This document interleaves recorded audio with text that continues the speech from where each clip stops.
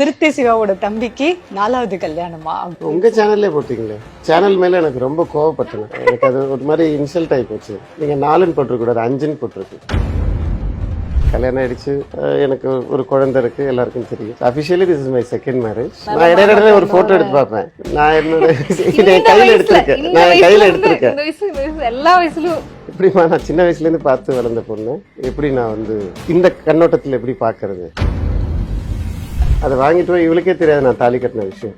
என்ன இப்படி சொல்றீங்க? கேளுங்களேன். எனக்கே தெரியாது. வந்தாரு இந்த மாதிரி சாமி கிட்ட போயிட்டு ஒரு மெடிசன் எனக்கு தப்பா கொடுத்துட்டாங்க. கொடுத்தவங்க பேரை நான் யாரும் சொல்லலை. ஒரு 10 நாள் ஹாஸ்பிட்டல் அட்மிட் ஆகி அப்போ என் கூட இருக்கா. அந்த டைம்ல என்னை பார்த்துக்க வரா. குடும்ப சொத்து, அதுக்காக ஃபோர்ஸபிளா மேரேஜ், சொந்தக்கார பொண்ணையை கல்யாணம் பண்ணிக்கிட்டாங்க. என் மனசை பத்தி எனக்கு தெரியும்.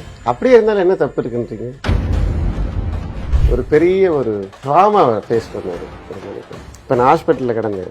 நான் செத்து போயிட்டேன்ட்டு நியூஸ் வந்துச்சு. உண்மையிலே அதுதான். 1 hour டைம் இருந்தது. வென்டிலேட்டர் ஆஃப் பண்ண போகிறாங்க. அம்மா கிட்ட பர்மிஷன் கேட்கணுன்றாங்க. என்னோட complete internal organs shut down ஆயிடுச்சு. ஆல்ரெடி நியூஸ் எல்லாம் வெளில வந்துருச்சு கேரளாவில். Is no மோர்ன்ட்டு.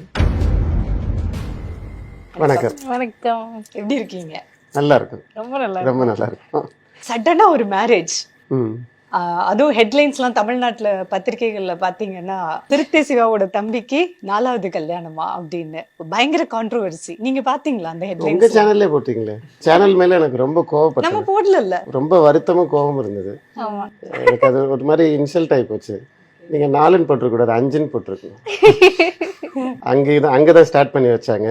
யாரையும் குத்தம் சொல்லல. அது நம்ம பெருமையா எடுத்துக்க வேண்டியதான் சில விஷயத்த. என்ன பண்ண முடியும்?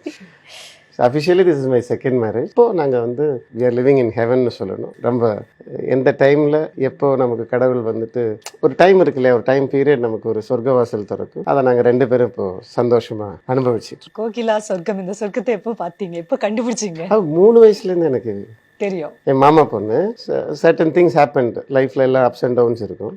தட் சில ஆப்ரேஷன்ஸ் எல்லாம் எனக்கு நடந்திருந்தது 2 years பிஃபோர். இப்போ பாலா செத்துட்டா அப்படின்லாம் நியூஸ் வந்தது. பட் இப்போ உயிரோட உங்க சேனல் முன்னாடி, இப்போ உங்க முன்னாடி இன்டர்வியூ கொடுத்துட்டு இருக்கேன். பட் எங்க கதை கேட்டீங்கன்னா, சின்ன வயசுல இருந்து என் கூட இருக்கா. எனக்கு தெரியாது இவ லவ் பண்ற விஷயம். எனக்கு தெரியவே தெரியாது. எனக்கு கல்யாணம் ஆயிடுச்சு, எனக்கு ஒரு குழந்தை இருக்கு, எல்லாருக்கும் தெரியும். But certain things didn't happen. நான் யாரையும் குத்தம் சொல்லலை. இப்போ ஒரு கட்டத்துல தான் எனக்கு தெரிய வருது என் மேல உயிரே வச்சிருக்கேன். அப்போ அம்மாட்ட சொன்னேன், எப்படிமா நான் சின்ன வயசுல இருந்து பார்த்து வளர்ந்த பொண்ணு, எப்படி நான் இந்த கண்ணோட்டத்துல எப்படி பாக்குறது? அதுக்கு எங்க அம்மா தான் ஒரு அற்புதமான ஒரு பதில் சொன்னாங்க. பாலா, உங்க அப்பாவை நான் இஷ்டப்பட்டு தான் கல்யாணம் பண்ண நினைச்சியாருன்னு.